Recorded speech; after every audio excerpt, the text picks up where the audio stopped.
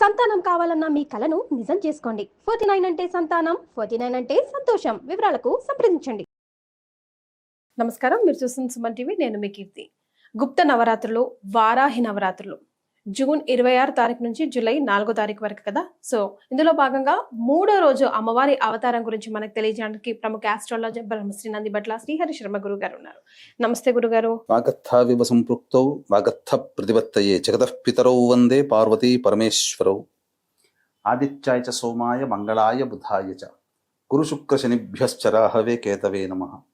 శృంగేరి జగద్గురు పీఠాధిపతులకి, కంచి పీఠాధిపతులకి నమస్కారములు తెలియజేసుకుంటూ కార్యక్రమాన్ని ప్రారంభిద్దాం. గురుగారు, ఇక అమ్మవారి 3వ అవతారం గురించి, విశిష్టత గురించి తెలియజేస్తారా? అమ్మవారు వారాహి అమ్మవారికి సంబంధించి నిన్నటి 2వ రోజున బృహత్ వారాహి అమ్మవారి రూపంలో కొలుచుకున్నాం. 3వ రోజు అమ్మవారిని స్వప్న వారాహి రూపంలో కొలుచుకోవాలి. ఈ అమ్మవారు చాలా విశిష్టమైనటువంటి దేవత, రాత్రి దేవత అని అంటారు.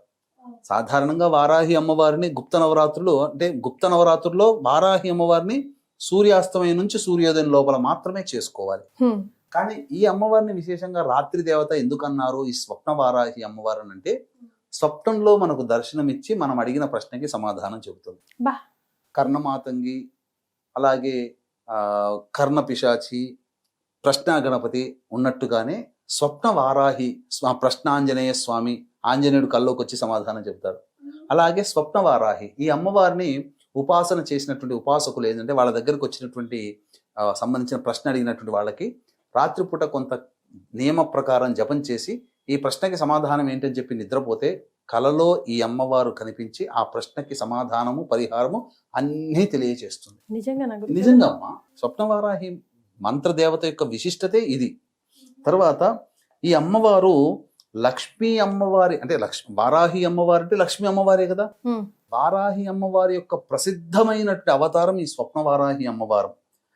తర్వాత విష్ణువు వరాహ రూపాన్ని ఎత్తితే లక్ష్మి స్త్రీ వరాహ రూపంలో ఈ వరాహ రూపంలోనే ఉంటుంది. అంతేకాకుండా ఈ అమ్మవారు చీకటి మేఘాలతో కప్పబడి ఉంటుంది అని చెప్పబడింది. అంటే మేఘం అంటేనే చీకటిగా ఉంటుంది, కప్పబడిన ప్రకాశవంతంగా కనిపిస్తుందంటే అత్యంత తేజోవంతమైనటువంటి రూపమట ఈ అమ్మవారు. మిరుమిట్లు గొరిపే వస్త్రాలంకరణతో ఉంటుంది. మొత్తం శరీరము నిండా దివ్యమైనటువంటి కాంతిని వెదజల్లే ఆభరణాలని ధరిస్తూ ఉంటుందట ఈ అమ్మవారు. ఈ అమ్మవారు 3 కళ్ళతో ఉంటుంది. 3 కళ్ళతో ఉండే ఇంకొక అమ్మవారు కూడా ఉన్నారు. అది కూడా మనం ఈ వచ్చే అమ్మవారి రూపంలో తెలుసుకుంటాం. పైగా ఏ వారాహి అమ్మవారికి అవతార రూపానికి కూడా లేనటువంటి స్పెషాలిటీ ఏమిటంటే అమ్మవారి కిరీటంలో నెలవంక ఉంటుంది. ఇప్పుడు చాలా మంది తెలియక వారాహి అమ్మవారికి సంబంధించినటువంటి ఫోటోలు కానీ విగ్రహాలు కానీ తీసుకుంటారు కదమ్మా. చాలా మంది నెలవంక ఉన్నటువంటి అమ్మవారిని తీసుకుంటారు. అదంటే స్వప్న వారాహిని పూజిస్తున్నారు. కాంతివంతంగా కొంత ఫోటోలలో కూడా మెరుస్తూ ఉన్నట్టుగా ఉంటుంది అమ్మవారి రూపం. వెనకాల ఒక చక్కటి మెరుపులతో ఉన్నటువంటి రూపం కనబడుతుంది. అది స్వప్నవారాహి అమ్మవారే. కిరీటము ధరించి ఉన్న, ఆభరణాలన్నీ ధరించి ఉండి మెరుస్తూ ఉన్నట్టుగా రూపం కాంతివంతమైనటువంటి దేహంతో కనబడుతున్నటువంటి చిత్రపటము ఆ స్వప్నవారాహి అమ్మవారి రూపం అని చెప్పవచ్చు. ఇంకా ఈ అమ్మవారి యొక్క విశిష్టత ఏమిటంటే వరాహు స్వామి భూమిని తన దంతంతో నిలబెడతాడు కదా, ఇలా నిలబెడతాడు కదా దంతం మీద. ఈ అమ్మవారి యొక్క దంతం మీద కూడా భూమి నిలబడి ఉంటుందట. అంటే ఈ భూమండలాన్ని స్త్రీ వరాహస్వామి ఏ విధంగానైతే భూమిని మోసాడో అదే విధంగా ఈ స్వప్నవారాహి అమ్మవారు భూమిని మోస్తుందట, దంతం మీద నిలబెడుతుందట. అటువంటి అమ్మవారు ఈ అమ్మవారు. ఈ అమ్మవారు ప్రధానంగా 4 చేతులు ఉంటాయి కదమ్మా.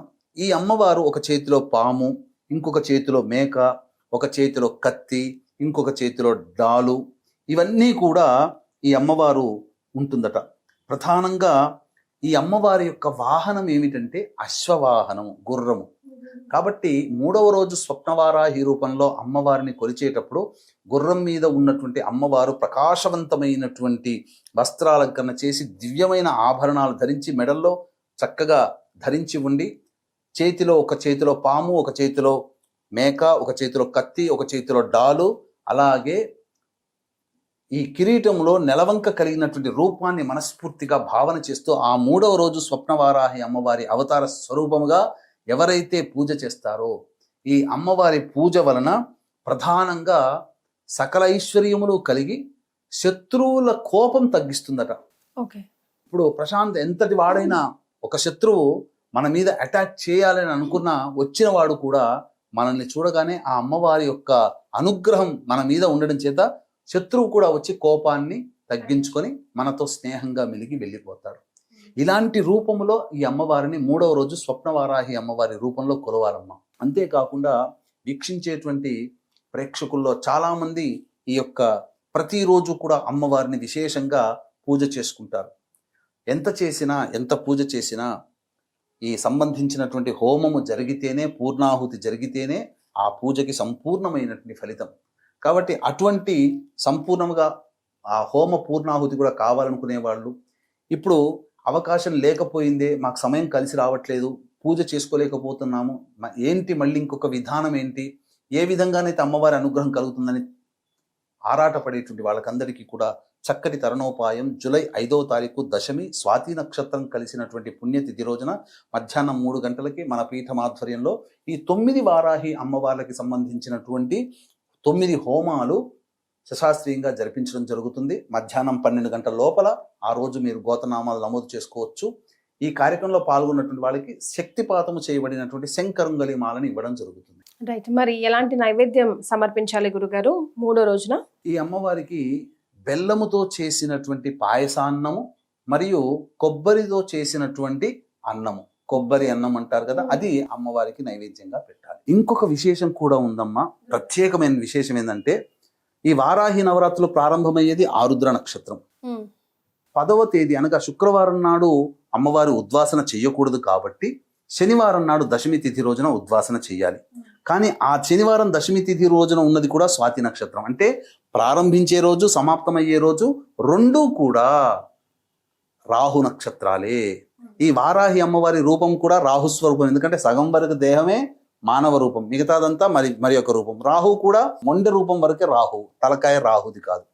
కాబట్టి ఈ రాహు నక్షత్రంలో ప్రారంభమై రాహు నక్షత్రంలో నవరాత్రులు సమాప్తమవుతున్నాయి. కాబట్టి ఎవరైనా ఈ వారాహి అమ్మవారిని చేసుకుంటే ఖచ్చితంగా ఈ సంవత్సరం అంటే 2025 చెడు కాలం చూస్తున్నాం. ప్రపంచమంతా హాహాకారాలు చేస్తున్నాయి, యుద్ధాలు, వాతావరణం, ఆస్తి నష్టం, జన నష్టం జరుగుతుంది, ప్రకృతి విపత్తులు వస్తున్నాయి. అటువంటి సమయంలో ఈ అమ్మవారిని ఆరాధన చేయడం ద్వారా మనం రక్షింపబడతాము, దైవానుగ్రహం మనకు కలుగుతుంది, మనకు మన కుటుంబానికి కలుగుతుంది. ఇటువంటి అద్భుతమైనటువంటి కలయికలు కలిగినటువంటి రోజు కాబట్టి చక్కగా ఆచరించండి, తరించండి. చాలా సంతోషం గురుగారు. కులంకుశంగా ప్రతి ఒక్కటి కూడా వారాహి అమ్మవారికి సంబంధించి వివరించారు. ధన్యవాదాలు. సర్వం శ్రీ ఉమామహేశ్వర పరబ్రహ్మార్పణమస్తు.